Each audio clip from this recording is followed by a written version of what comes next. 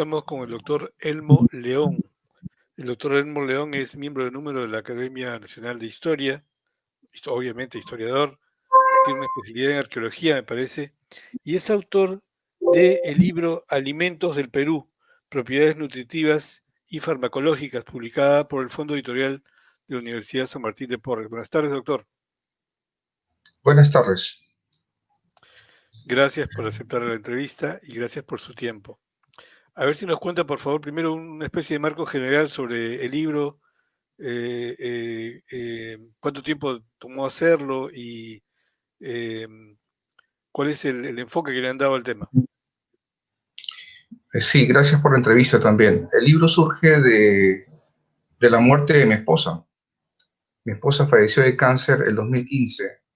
Estuvimos en una beca en Alemania por varios años. Yo tengo un doctorado de Alemania y he retornado para hacer investigación científica. Y al retornar, ella tuvo un cáncer de mama y falleció en 2015. Entonces, en el camino, una de las cosas que Nancy, mi esposa, quería saber era una pregunta sencilla: ¿qué era un fitoestrógeno? Y ahí empezó el tema de la investigación, que en realidad también viene en parte de la investigación que hice previamente con el libro de historia de alimentos, que se llama 14.000 años de historia de alimentos en Perú, perdón. Entonces, propuse la idea al doctor Johan Lauridán en la San Martín de Porres, y con el doctor Lizarazo, que es el decano de la Facultad de Medicina, nos dio luz verde para ello. El libro ha demandado 7 años aproximadamente de trabajo, ¿no? Y ha sido publicado a fines del año pasado por la Universidad San Martín de Porres. Eso es en cuanto al tiempo. En cuanto al escopio, el libro es bastante amplio, comprende 3 volúmenes con un promedio de 1.400 páginas. Es una especie de vademecum, con inglés se conoce como source book, ¿no? Es una información de cabecera destinada a prevenir enfermedades a partir de alimentos de la vida diaria, demostrado científicamente, tanto a nivel laboratorio como a nivel clínico. Clínico en menor porcentaje, por supuesto, pero a nivel de laboratorio hay harta información. Entonces hay 180 taxones, pensando en lo que quería mi esposa, desde el momento en que usted ha desayunado hasta el momento en que se va a cenar, o de repente algún trago con un amigo, un espirituoso. Entonces, el libro contiene información científica respecto a lo que el alimento que se va a llevar a la boca a usted le puede beneficiar o le puede perjudicar en salud. Eso es lo que contiene el libro. Muy bien.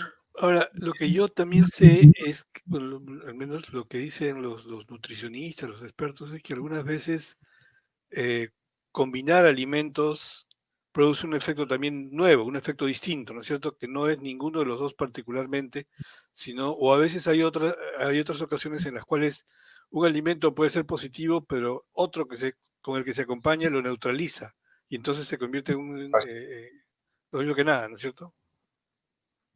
Hay ya amplia bibliografía al respecto, ¿no? Ya se conoce como una ciencia llamada trofología. En inglés se conoce como anthropology. Y claro, lo que pasa es que el principio es como una cadena operativa. Esto es desde el momento en que la planta consume nitrógeno en el suelo hasta que es defecada o miccionada en el organismo. Entonces, parte de ello concierne la preparación de los alimentos y su combinación, como usted bien alude. El libro contempla también una buena cantidad de información respecto a esta parte de trofología, la combinación de alimentos, y hay ejemplos bien interesantes. En el caso de la anemia, creo que es el más popular. El hierro NOGEM se fija mejor con un cítrico, ¿no? Entonces, si come un plato de lentejas, y si la lenteja va a perder proteínas en el momento de la cocción, si la acompaña con un cítrico, no la pierde tanto y fija mejor la proteína, o perdón, el hierro en el organismo, disculpe, el hierro. Por otro lado, alimentos como la quinoa, por ejemplo, cuando se cuecen, pierden también un porcentaje considerable de aminoácidos, hasta un 50%. Sin embargo, cuando se prepara quinoa con leche, que es una de las cosas que se consumen en el Perú, pierde menos calidad proteica la quinoa. Y así hay combinaciones de alimentos que pueden favorecer o perjudicar eventualmente en la salud humana. También contempla el libro diferentes tipos de cocciones, reducciones al grill, a la parrilla, en estofado, desmitifica algunas cosas del microondas que están demostradas científicamente que no son tan malas. También desmitifica las frituras en cierta medida, ¿no? Entonces, en realidad, el alimento concebido per se en las tablas de nutrición de cualquier tipo de entidad pública de salud tiene una connotación concreta en cuanto a sus valores bromatológicos. Sin embargo, cuando, como usted bien dice, se combina con alimentos o se reduce en la cocción, cambia radicalmente en muchas medidas, ¿no? Ahí hay un tema importante que apuntalar y tiene que ver con un libro nuevo que estoy preparando ahora que es sobre etnofarmacología. Y aquí me refiero al tema de la deshidratación y de algunos alimentos, en particular el chuño, eh, eh, y el charqui. Lamentablemente, una de las grandes dificultades que tengo en el libro es que se presenta poca información científica peruana, dado que, como usted seguramente ya percibe, la investigación científica en Perú todavía está en vías de desarrollo. Entonces, gran cantidad de información que tiene el libro en la bibliografía está respaldada por entidades internacionales y lamentablemente muy pocas peruanas todavía, ¿no? Eh, con esto finalizo esta parte. A mí me causó mucha, no sé si llamar indignación, pero, por ejemplo, el libro tiene un capítulo de maca, que es un alimento muy conocido aquí en los Andes, estimulante, reductor de colesterol, tiene una serie de propiedades que están demostradas científicamente.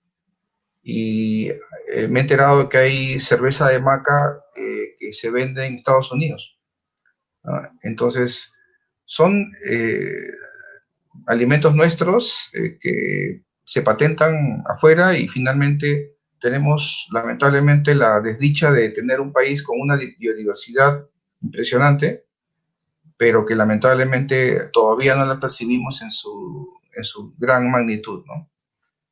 Ese es un Bueno, reto de la medicina. sí, justo ese iba a ser el siguiente punto, ¿no? Porque efectivamente tenemos una diversidad de alimentos, pero también de plantas medicinales que es inmensa, que generalmente en efecto las investigaciones se han hecho fuera y no acá, siendo que acá tenemos digamos, la facilidad natural. O sea, el Perú debería tener una universidad que sea una universidad a nivel mundial, un centro de investigación a nivel mundial sobre todas las propiedades de las plantas, digamos, medicinales que hay en el Perú, porque es un país mega diverso, perdón, mega biodiverso, y sin embargo, no sé, pues falta un poco de decisión de las autoridades correspondientes o de los inversores para hacer un poco de esto que podría ser realmente una palanca de desarrollo, ¿no es cierto? Mire, yo le doy un dato. Eh, Varios de los fármacos, por ejemplo, destinados a cáncer, que tienen propiedades inmunológicas, se han desarrollado en la década del 50 del siglo pasado, en un gran proyecto que fue justamente pensado para empezar a combatir el cáncer en quimioterapia, todavía en emergencia en ese tiempo. Estamos hablando de hace 70 años aproximadamente. Y Estados Unidos en ese tiempo implementó una cadena de trabajo interuniversitaria que permitió documentar propiedades de varios fármacos a partir de sustancias naturales. Y en este caso me refiero a un producto que mi esposa misma consumió en la quimioterapia, que originalmente surge de una corteza de árbol en Virginia, en Estados Unidos. Ese alcaloide lo tenemos aquí en Perú en otras plantas. Solamente es un ejemplo, ¿no? Entonces, detiene la ovulación, detiene el proceso hormonal en la mujer, el estrógeno, en el momento que hay un cáncer hormonodependiente.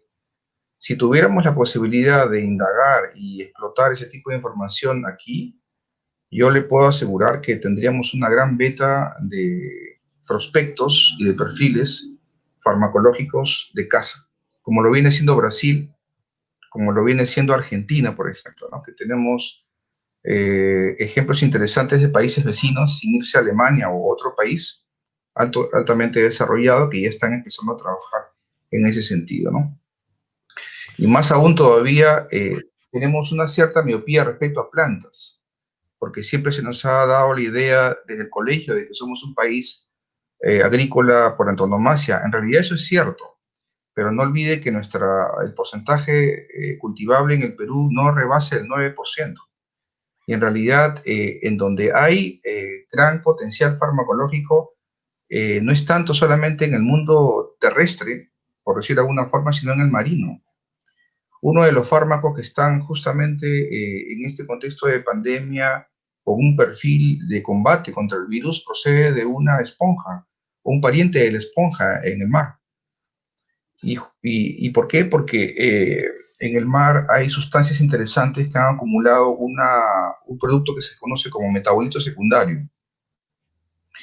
Y ese metabolito secundario, que puede ser un alcaloide, está en estas sustancias. Entonces, todo depende no sé, de buena disposición y de trabajar de manera coordinada con áreas científicas en cooperación primero y tal vez después nosotros mismos impulsarnos, ¿no? Porque yo creo que, como lo dije hace un par de días en una entrevista al Comercio que ahora va a aparecer el domingo, se dice que Raimondi estuvo sentado en un banco de oro, ¿no? Yo creo que aquí los médicos están sentados en un banco de alcaloides y de productos medicinales que están ahí esperando a que sean descubiertos justamente ahora en este momento de pandemia, en donde más necesitamos la coordinación y el trabajo interdisciplinario de varias áreas de salud, y una incluye la etnofarmacología. Bueno, fue difícil para usted acceder a esta información porque muchas veces yo sé que ahora estamos en una nueva etapa de cómo se ve el tema de la investigación científica en el mundo. Hay más bien el concepto de investigación colaborativa, distinto al que antes había, que se investigaba, cada investigador escondía lo suyo para no compartirlo con nadie, pero sin embargo no todo se comparte, ¿no es cierto? Y muchas veces lo más importante es lo que no se comparte. Y entonces ha sido difícil llegar a acceder a esa información. ¿Se puede acceder a esa No, información libremente? ¿No?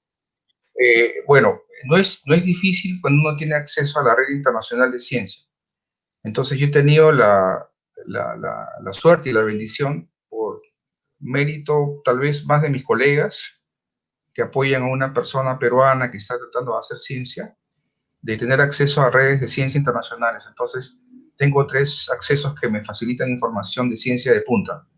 Una es el Smithsonian Institution en Washington, D.C., a partir del cual puede ingresar a la Library of the Congress of Washington, D.C.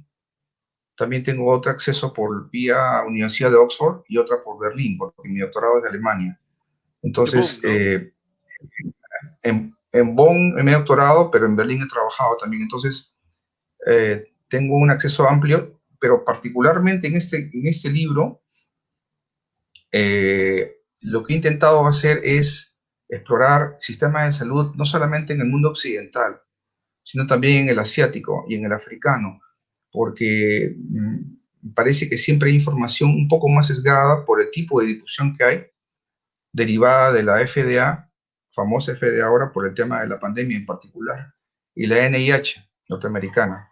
Sin embargo, sistemas de salud europeos, sobre todo del norte, en el mundo escandinavo, son menos conocidos. Eh, si hay una dieta mediterránea, que es famosa por el tema del colesterol y los triglicéridos y el índice hiperglucémico, también hay una dieta nórdica, en donde se contempla, por ejemplo, ahora el consumo de aceite de hígado de bacalao, que curiosamente es rico en vitamina D y que es una vitamina que ayer ha hecho famosa el presidente norteamericano Donald Trump en sus consumos para liberarse de coronavirus. Y hay senda investigación respecto a la vitamina D. Justamente en Lima tenemos ahora un sol en este instante. Recomiendo a la gente que tome sol, que es la mejor forma natural de prevenir la infección de cualquier tipo de virus. Hace 150 años, la tuberculosis tenía una forma de cura y de tratamiento, que era exposición al sol. Eso se ha perdido actualmente y se ha reemplazado por fármacos. Entonces, son alternativas dentro de la ciencia que deben ser más difundidas y creo yo discutidas a la luz de los datos científicos que hoy en día se exponen en las redes que usted comenta. Muy bien, bueno, y ahí entramos a un tema que es muy interesante y también polémico, ¿no? El famoso papel o el papel de las famosas grandes laboratorios, los laboratorios químicos, ¿no es cierto?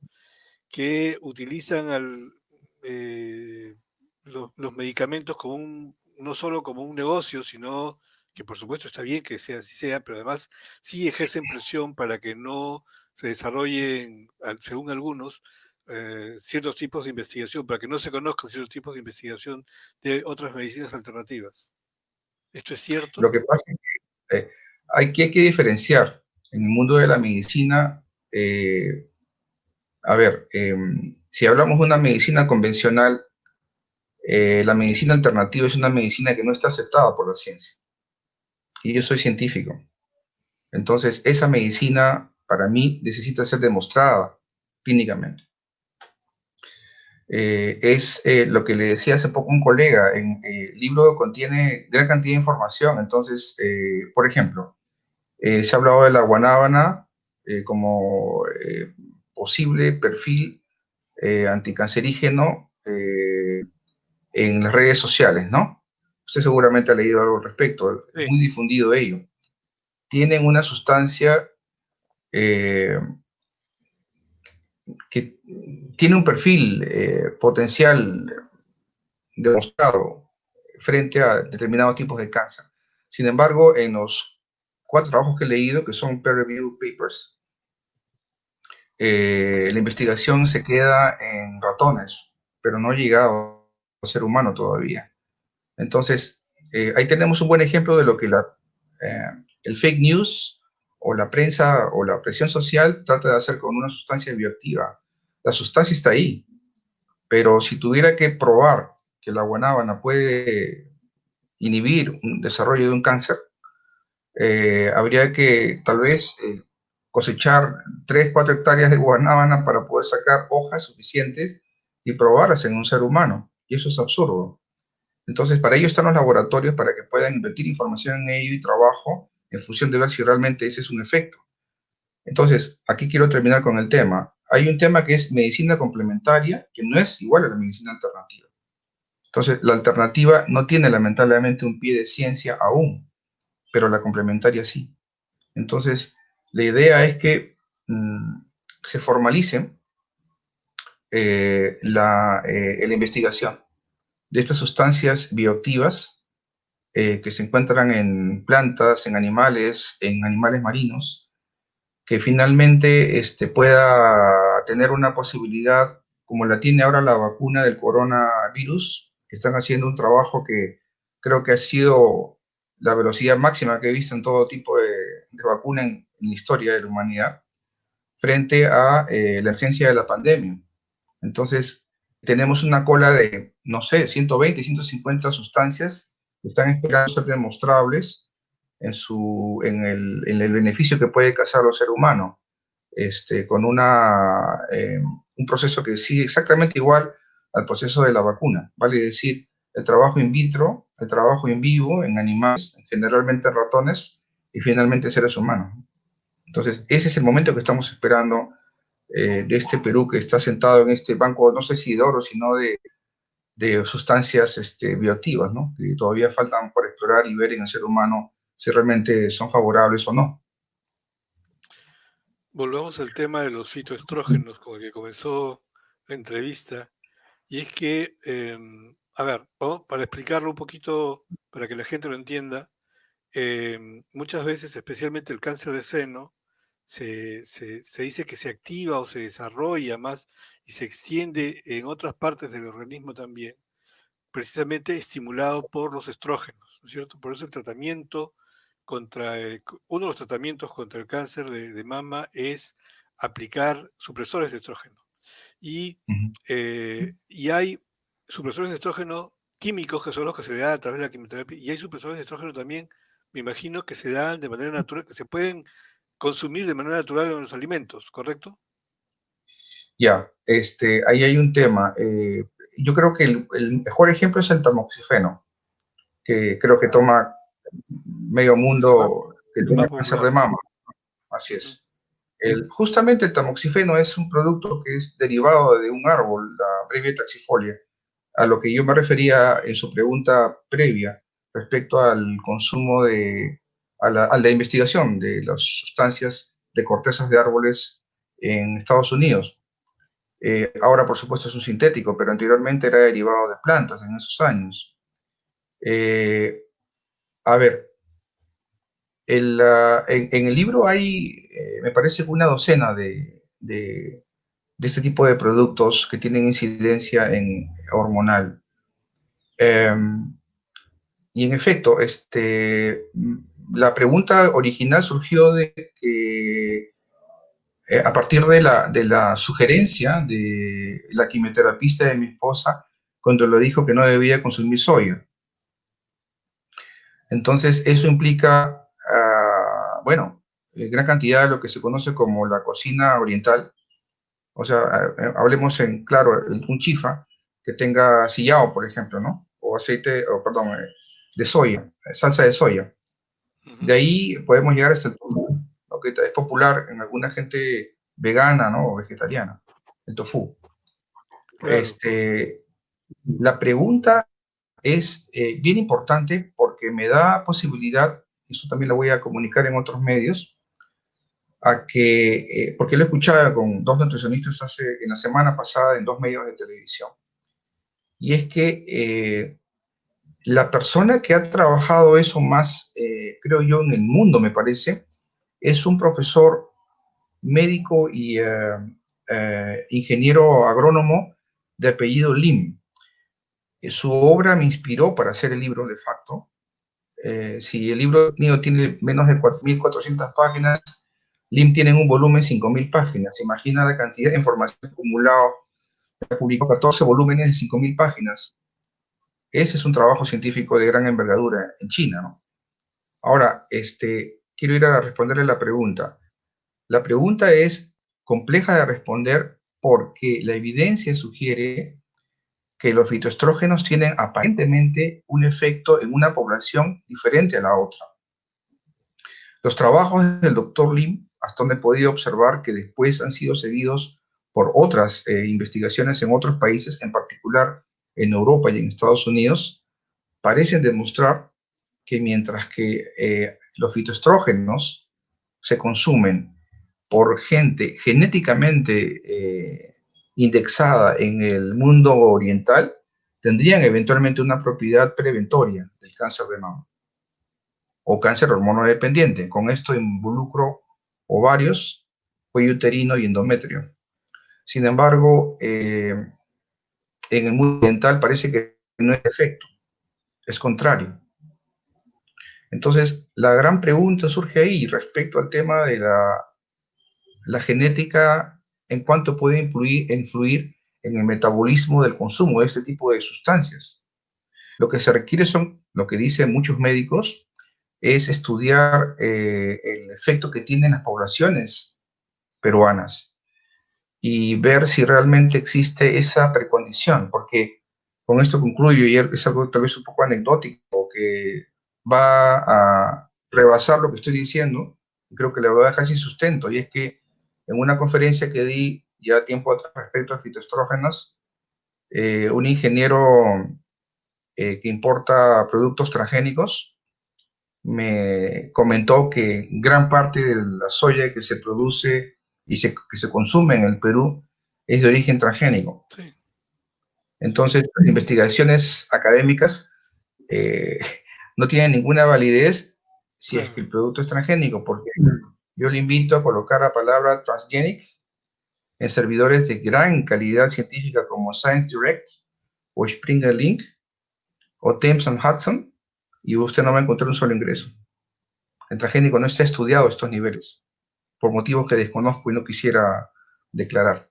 Pero lo claro es que necesitamos estudios de cohortes de poblaciones peruanas para saber si verdaderamente esta tendencia que existe en el mundo occidental se parece o no se parece, o se parece más la china y la japonesa a la nuestra. Yo le diría ya, hablando una tontería, simplemente hipotetizando y especulando que tendríamos tal vez una mayor inclinación al gen asiático antes que al gen occidental. Pero esa es una especulación. Bueno, ahí entramos a otro tema que es todavía más interesante, ¿no? Y es que no solamente tiene que ver ya con el componente genético de cada persona o de un grupo humano, etcétera, eh, con una memoria genética y todo lo demás, sino además como por las condiciones como son producidos esos alimentos. Yo imagino que no será lo mismo una papa producida aquí a 3.000 metros de altura en los Andes, si, con fertilizante natural, que una papa producida en, no sé, en Ohio, en Estados Unidos, o en Alemania, ¿no es cierto? Eh, y ahí no, Ajá. no solamente tiene que ver la calidad del suelo, sino también la semilla, con qué tipo de agua se ríe, con qué tipo de abono se fertiliza y con qué tipo de pesticida también se cuida la planta, ¿no es cierto? Así Y es. todo eso forma Así es. parte del producto. Así es. Era un poco lo que le decía en la primera parte de la entrevista, ¿no? Y es el tema de primero el producto per se y luego el ambiente. Pero también aquí hay falsos mitos, ¿eh? Por ejemplo, eh, a ver, tomemos dos ejemplos que son para mí muy, digamos, simbólicos, ¿no? Uno es la papa. La papa, este, en el contexto internacional, nos ha traído una mala fama, aunque le parezca mentira, porque una de las principales responsables del índice hiperglucémico alto a nivel internacional, de la obesidad mórbida y de la diabetes, es el consumo de papa frita, insisto. Entonces, ahí tenemos un buen ejemplo de lo que se dice mucho de la papa, pero que en el contexto internacional ha caído en desmedro y en desmérito de nuestro producto bandera, entre comillas, ¿no? Ahora, eh, y aquí, por ejemplo, quiero pasarme al tomate. El tomate tiene una sustancia que bioquímicamente tiene una función anticancerígena y es el licopeno. El licopeno en el tomate se instala más en la pulpa, pero propiamente en la semilla y en la cáscara sobre todo. Pero la pregunta, como me hacía hace poco un ingeniero agrónomo, era eso, o sea, me dice Elmo, la cáscara del tomate es la que tiene más pesticidas dentro del grupo, digamos, de ese tipo de hortalizas. Y en efecto, o sea, ahí tenemos un gran problema y es que muchos de los productos tienen este tipo de, digamos, de condición que hace complicado poder no, digamos, recomendarlo para consumo masivo. Un tomate orgánico podría ser una alternativa, pero hay que garantizar que ese tomate realmente sea verdaderamente orgánico. Por otro lado, el licopeno que se genera, licopeno sí, también hay sustancias internas como polifenoles de los tomates que se generan en América Latina, han sido superados ya por otros, como por ejemplo los españoles e italianos. La planta se ha naturalizado en esa zona y ha logrado más beneficios a la salud. Entonces, al igual que yo le diría, por ejemplo, parece mentira, pero hay ciertas papas eh, que tienen una condición nativa, la que usted compra en el mercado, desde la rosadita hasta la nativa, la que es moradita, ahí se encuentran una serie de fenoles importantes. Y esos fenoles pierden menos calidad incluso cuando se fríen, antes que cuando se procesan por cualquier tipo de cocción, como simplemente un estofado. Entonces, em, lo que le quiero decir es que la ciencia no es absoluta, que hay que estudiar cada producto y hay que estudiar su efecto en cada ser humano. Por supuesto, no voy a decir en una persona, pero sí en grupos de cohortes, en grandes grupos de personas, para ver si realmente tiene ese efecto o tiene otro efecto. Y para ello se requiere inversión en investigación científica en el campo clínico, para ver si realmente es verdaderamente efectiva o no.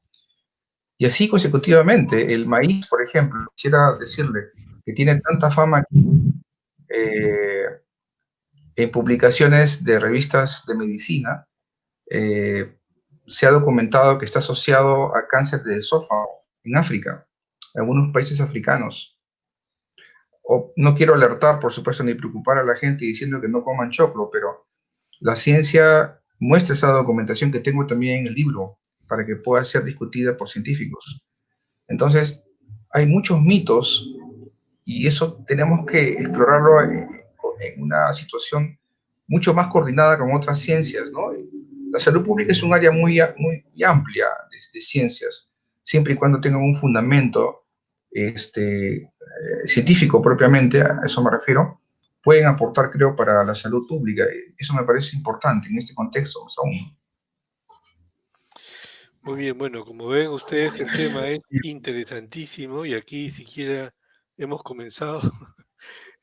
Hay muchísimo que hablar y más todavía tratándose de una publicación.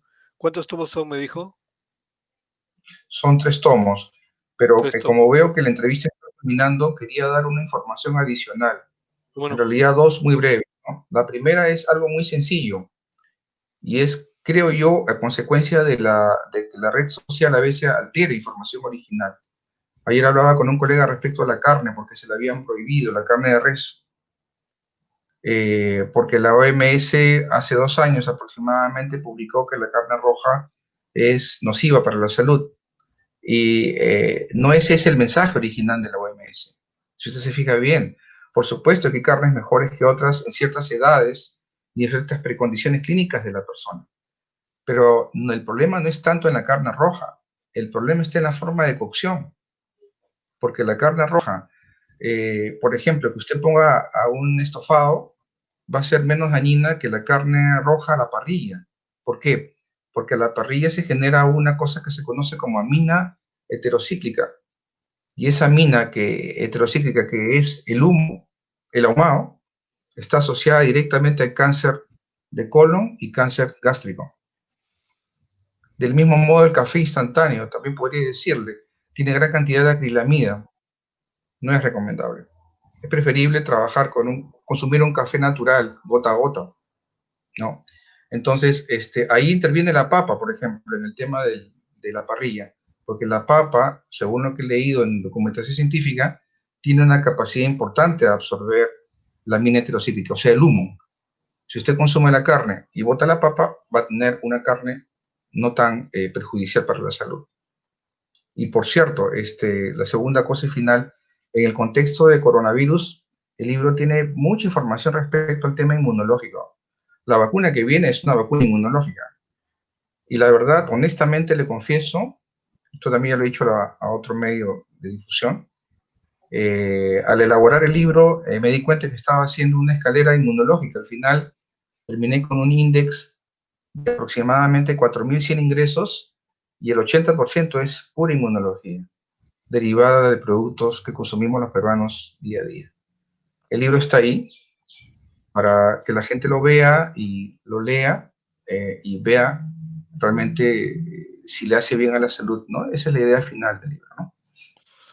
última pregunta, se me estaba pasando, justo era sobre la papa, ¿no? ¿La papa tiene realmente un valor nutritivo? ¿La papa puede ser un alimento, digamos, fundamental en la dieta de una persona? La papa es un carbohidrato que tiene muchas propiedades, pero la papa es básicamente agua.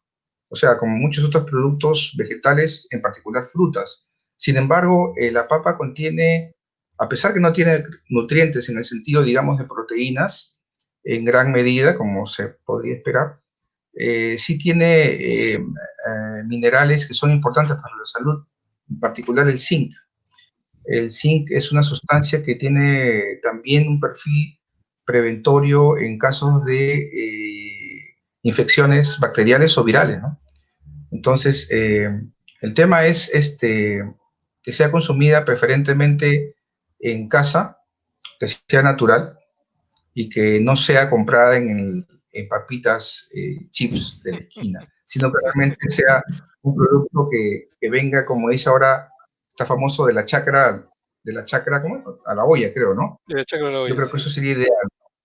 Entonces, el libro apunta a eso, apunta a que uno consuma productos naturales y que sean hechos en la casa, con la familia, porque parte de la inmunología también tiene que ver con el estar bien y en familia y la agrupación de la familia en torno al fogón y a la cocina es seguramente va a incrementar las endorfinas y la serotonina, ¿no? Nuevamente, doctor, muchísimas gracias por su tiempo. Hemos conversado con el doctor Elmo León a propósito de su libro Alimentos del Perú, propiedades nutritivas y farmacológicas, una publicación del Fondo Editorial de la Universidad San Martín de Porres. ¿Dónde se puede conseguir el libro, doctor? Tengo entendido que está en venta en librerías El Virrey y bueno, la facultad, pero el problema es que la universidad me parece que todavía no está activa Así en es. estos momentos por el contexto de pandemia, ¿no? Pero en el Virrey está, creo, disponible, me parece. Muy bien. Nuevamente, mil gracias por su tiempo. A usted, gracias, muchas, muy, muy amable. Gracias.